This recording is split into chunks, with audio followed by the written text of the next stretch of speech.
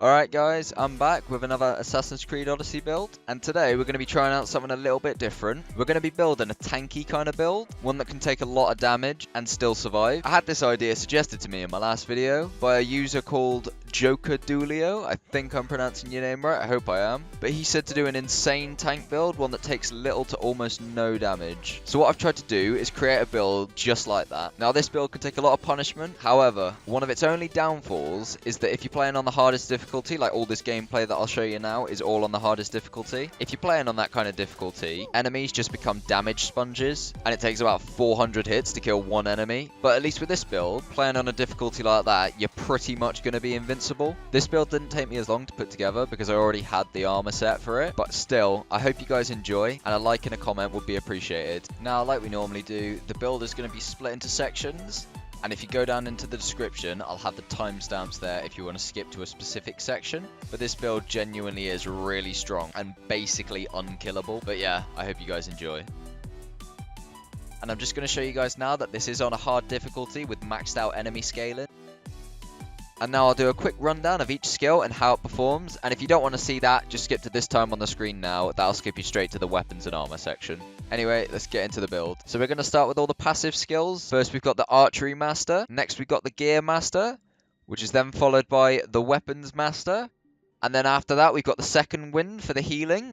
Then we've got the Shadow Assassin for extra assassin damage. After that, we've got Critical Assassination for the one-shot assassinates. And then we've got Death Veil, which is just a really good assassin skill. Right, next we've got the Charged Heavy Attack. Now we're going to be making use of this quite a lot, just because of the extra damage that it does is really good, especially on the high difficulties, because enemies are basically just damage sponges. After that, we've got the Shield Breaker ability. Now this is really useful if you come up against an enemy that's just constantly blocking. You can rip the shield off them and stop them from being able to do that. Next, we've got the Battle Cry of Ares, which just increases your damage for a short period of time, but it's really worth it because it also makes you invincible. Then we've got the Overpowered Attacks, which this build is going to be taken advantage of quite often, just because they do a lot of damage and we really need that on the higher difficulties. Then we've got the Bull Rush, which is an ability I haven't actually used that much, but now I've used it a little bit, it is pretty fun. And the final ability we've got is the new Hunter ability, the Rapid Fire ability. Now I only put this in just because I wanted a bit of variation from the multi-shot, and I wanted a Hunter ability on this build.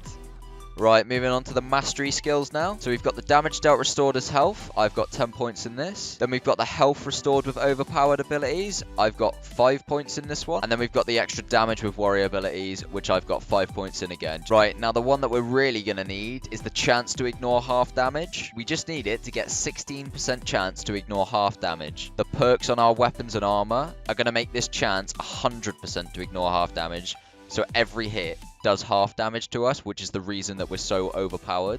Onto the weapons and armor now. Now the first weapon is the Staff of Hermes, and I'm not even trying to pronounce the last bit. We're using this for the 28% chance to ignore half damage, and we're putting the 20% health and armor engravement on it. Next we've got the Sword of Damocles, which you get from completing the game, and we're going to put a minus 20% cooldown duration for all abilities on this. After that we've got the Hades Bow, and we're going to be putting a minus 1 adrenaline cost for overpowered abilities on this. Next we got the Perseus Crown. Now you can change the engraving if you want, but I'm going for the extra 15% damage with warrior abilities. Then we've got the Braces of Theseus, which I'm going to put plus 42% total armor on. Then on the belt, we're going to be putting plus 28% chance to ignore half damage. Now, if you don't know how to get your engravings to tier 7, check the video I linked in the description. It'll show you a secret workshop in the game, which lets you do this. Then on Jason's Golden Fleece, we're going to be putting the 20% health restored on death. And then finally, on the sandals, we're going for the All Arrows Pierced Shields, because I couldn't really think of any decent engraving to go on there, but if you want to change that, feel free.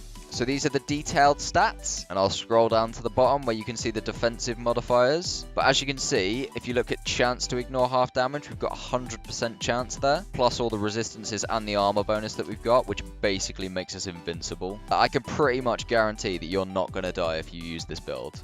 Well anyway, that's my build. I hope you guys enjoyed, and thanks to Joker-Dulio for the suggestion for this build. Now I'm just going to leave you with a couple clips of me fighting a mercenary and then an arena fight set to a bit of music. I just ordered a new microphone as well, which will be coming in the next couple of days, so my next video should have a little bit better audio. Anyway, thanks for watching guys, a like and a comment are always appreciated, and I'll see you in my next video.